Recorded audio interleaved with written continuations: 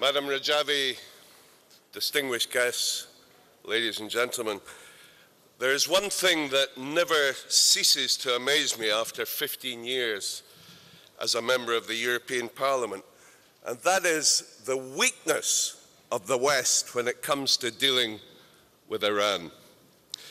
The fascist government in Iran is one of the most evil regimes in the world today, abusing human rights and using repression, torture, and as we've heard, the spiraling increase in executions to terrorize and subjugate the people.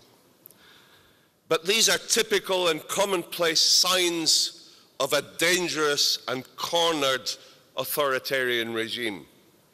Iran is like a poisonous spider sitting at the center of a treacherous web that seeks to extend its malign influence across the Middle East. They export terror. They support the murderous Assad regime in Syria. And they fund and arm Hezbollah in Lebanon. They are relentlessly spreading their toxic dominion across Iraq, where Nouri al-Maliki is their willing puppet. And yet, despite the danger they pose, the West has fallen head over heels in love with Hassan Rouhani, the broadly smiling president of Iran. Indeed, Rouhani is no longer smiling, he's now laughing. He's laughing literally all the way to the bank. His tactics of deception have fooled the West into reducing sanctions and effectively removing any threat of military intervention.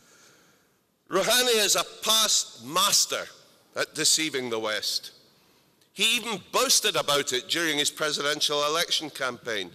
But we continue to regard him as some sort of moderate, conveniently forgetting that he was secretary of the Supreme National Security Council for 16 years.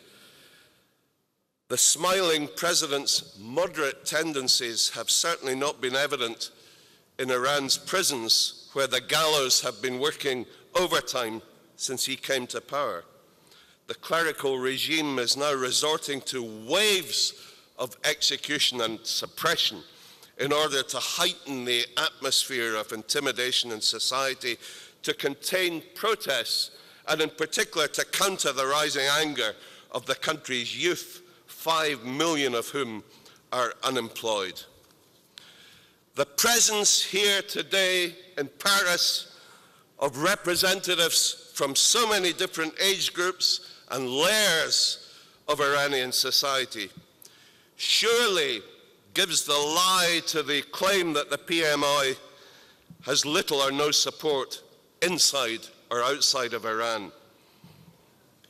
This allegation, being repeated by so-called experts in the foreign ministries of the West, is just an excuse to appease the mullahs, to normalize relations with them. The claims that they are a sect or a cult are nonsensical.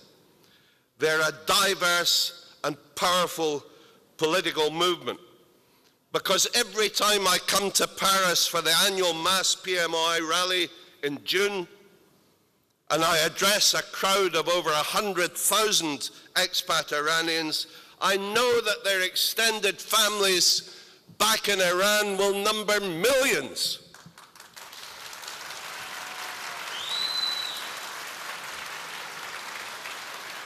And it's time the foreign ministries of the West woke up to this fact and stopped spreading this lie about a lack of support for the PMOI. And that's why it's because of their power as an opposition movement that they've been systematically arrested, tortured, and executed. Over 120,000 PMOI were liquidated in the 1980s alone for opposing the mullahs. Survivors fled abroad, and 2,900 of them are still incarcerated in appalling conditions in Camp Liberty, living under the constant threat of attack, despite the fact that they have been registered as refugees. The mullahs want to annihilate every one of them. And that's why we are all living in constant tension. And that's why Mrs. Rajavi has done everything within her power. We all have. They are the front line of opposition to the turbaned tyrants in Tehran. And we owe it to them in recognition of their years of sacrifice and courage to get them out of Iraq now. It's shameful that Western leaders continue to dither and delay and even question the integrity of the PMOI. They should come to terms with the fact that the PMOI is an effective, organized opposition under the inspired leadership of Mrs. Rajavi. The PMOI are our friends. The fascists in Iran are our enemies.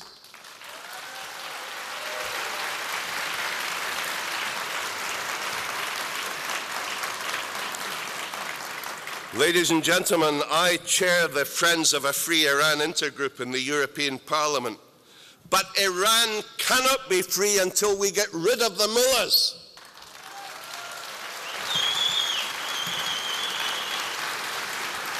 Silence and inaction by the West against the appalling and systematic violation of human rights in Iran can only embolden the criminals ruling that beleaguered country. The time has come to call a halt to Rouhani's deception and wipe the smile off his face.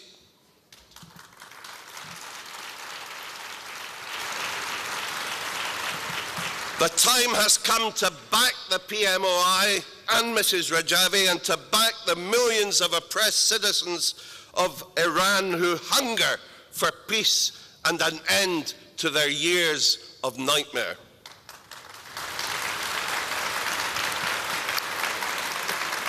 Our message from this conference today must be down with the mullahs and their evil regime.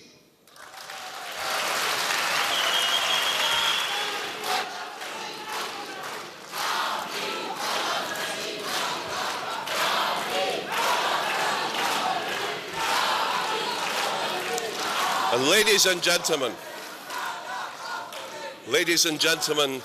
let us dedicate our work today to the martyrs of Ashraf and Liberty and to the safe return of the 7 hostages. Thank you.